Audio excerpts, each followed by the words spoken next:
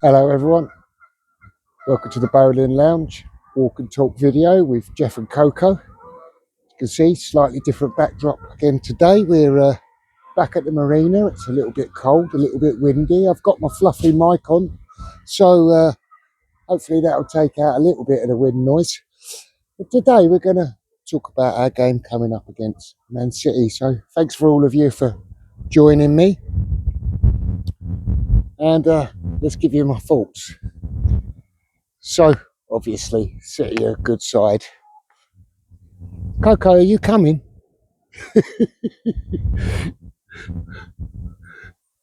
Come on, big girl.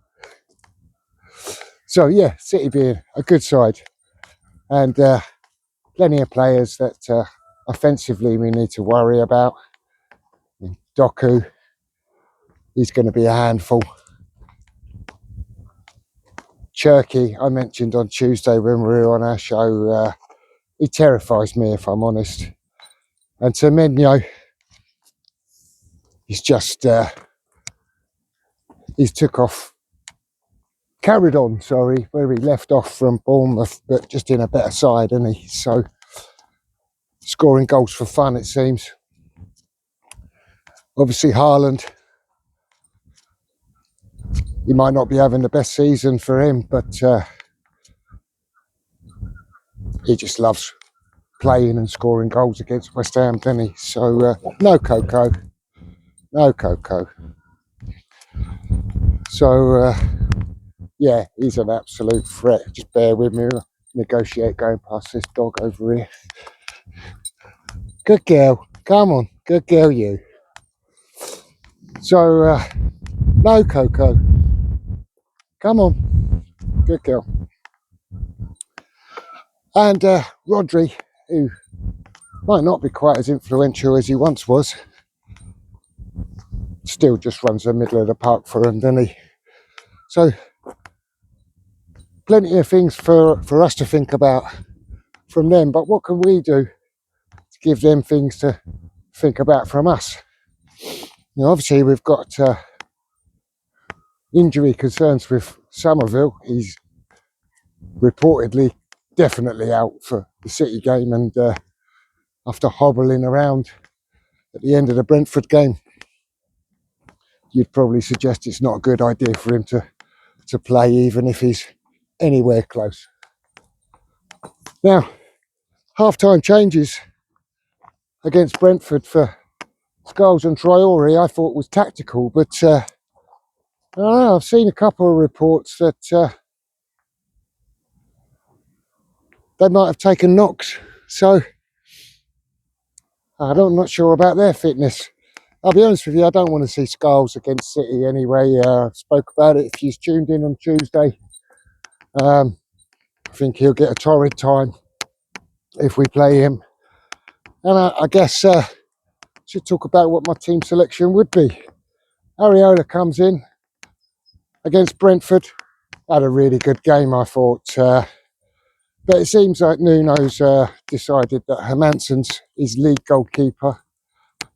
Wouldn't really worry me, whoever we got in goal. I've said before, I don't think there's an awful lot between them. I think they both have their attributes and their weaknesses. But I'd happily see Hermansen return back into goal. When you get to left back, like I've said, I don't want to see Scholes there really. I just remember him having a torrid time up at Anfield against Salah, and I don't really want to see the young lad go through another experience like that, which I think is entirely possible against this City side. So we've got a few choices there though. Obviously Juve's been playing, but again, I'm not sure he would be my pick for this game. You have to let me know in the comments what you think of my team when I've selected it here. Give me your thoughts on what your team would be. But if there's any of you did tune in on Tuesday, you'll know that I'm tempted to play Wan-Bissaka at left back. I think defensively he's strong. Obviously named as called the best one-on-one defender, fullback. And I think there's something in there. I think he is really good tackling. So I think he could help contain the threat down that left side. Disassi is just a shoe-in, isn't he? And do you know what? Mavropanos has just been immense. So for me, I'd slot him in. Probably our best header of the ball, and if we're going to worry about Haaland, he's the most likely to compete with him in the air, aside from Disassi, who's just been fantastic for us. And at right back, I'd put in Walker-Peters. Thought he had a decent game against Brentford, and I've said before, I thought he did really quite well while Wan-Bissaka was away at the AFCON. So some ways he was a little bit unfortunate to lose his place straight away. So I'd happily see him in there, play a flat back four against them. This is where I change it up in the midfield, and I think some of you might think that I'm perhaps going a bit too defensive or negative for this game, and you may want to see a more attacking options. And again, let me know in the comments. Don't agree with my setup. What would you do? How would you approach the game? Well, I'm going to string 5 across the midfield.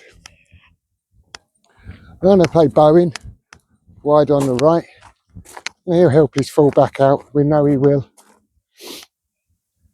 Through the middle, Fernandez he's automatic, isn't he? Straight on the team sheet. There's no messing about there. Come on, big girl.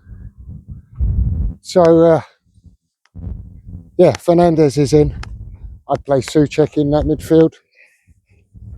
And then it comes to, who do we put in there with those two? Now we've got choices between Potts, Magassa and Kante. Now, Kante had a fantastic game against Brentford. I was so impressed with him coming in and his performance. Really, really enjoyed it. We're not going that way today, Coco, this way. So he's an absolute candidate to get in there. Magassa didn't do so well when he came on, did he? Looked a little bit ropey. But for me, I'd stick Freddie Potts in there. I know it's a bit wobbly, come on. So yeah, I'd start Potts in there with the 3. I think he receives the ball well off the back 4. He tackles, he's committed, he knows what West Ham's about. And on the left-hand side, well, this becomes a problem, doesn't it? Because Somerville's not available. And if Traore's injured, that's a problem. But for me, I'm not sure I want to see Traore in there starting anyway. Might be open to him coming on off the bench. So I think I'd stick Tatty on the left-hand side. His work rate's incredible. I don't doubt that he'd do a similar role in supporting his fullback that Bowen does. And in fairness, Somerville's been doing while he's been in the side. So I'd stick Tatty in there. That'd be my 5 across the middle. I'd ask Tatty and Bowen to work really hard in this game, actually, because they're going to be responsible for helping out their fullbacks and trying to get us up the pitch as well. So no small feat, difficult task for them. And I'd ask our 3 midfielders to stay quite narrow and compact that midfield, try and smother it a little bit. And then I'd start with Pablo up front. And Coco, come on, big girl. Okay, now. Are you coming, big girl?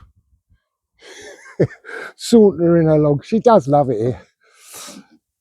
Yeah, so Pablo up front for me. And no question on his work rate. I don't know when he's going to get his goal. Hopefully it'll be this weekend. But we know he'll put himself about a bit. He causes problems. He might be a little bit isolated up there in a 1.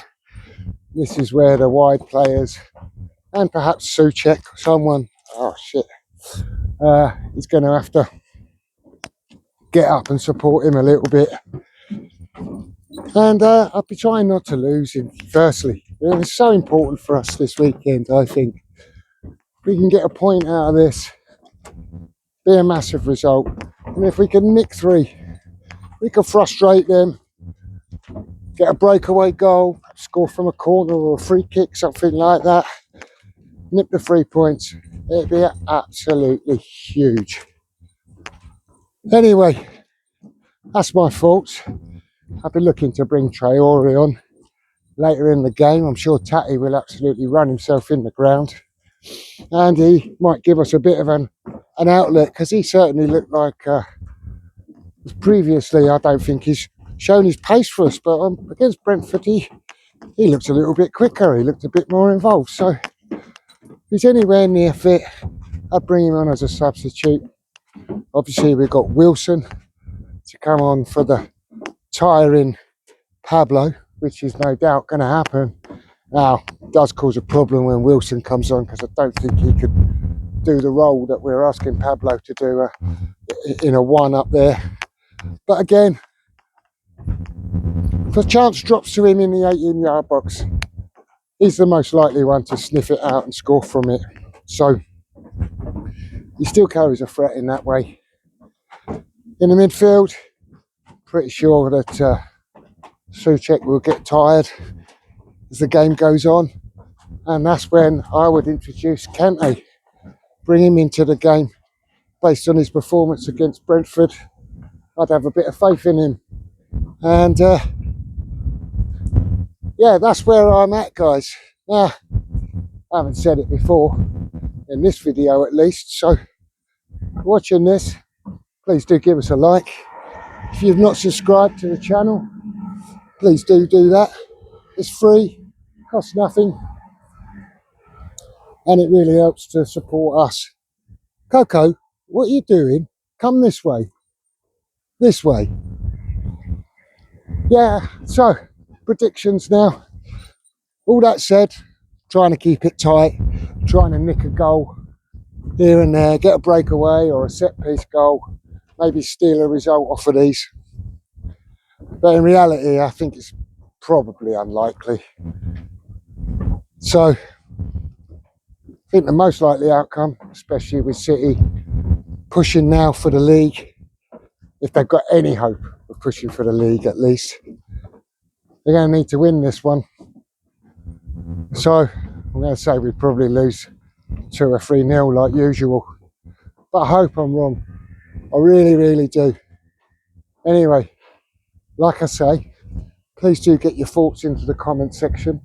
Let me know your teams, your predictions, and hopefully this wind noise hasn't been too bad for you. Until the next video, I'll see you later. Thanks for your support. Come on, you Irons.